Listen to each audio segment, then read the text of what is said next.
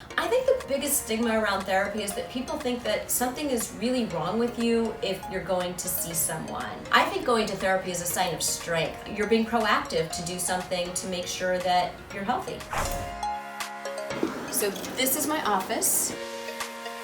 I wrote about my experience as a psychotherapist in my new book. I'm gonna kind of fluff the pillows.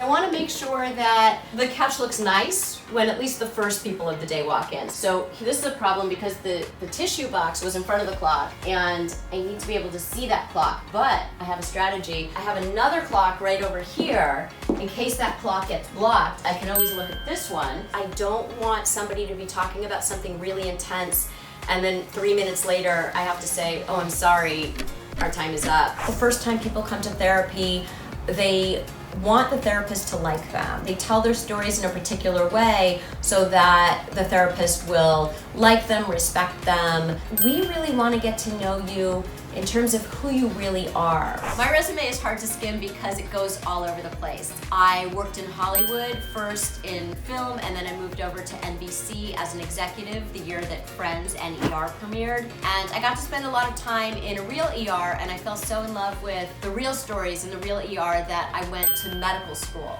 And when I was in medical school, I wanted to go deeper into people's stories, so I became a journalist.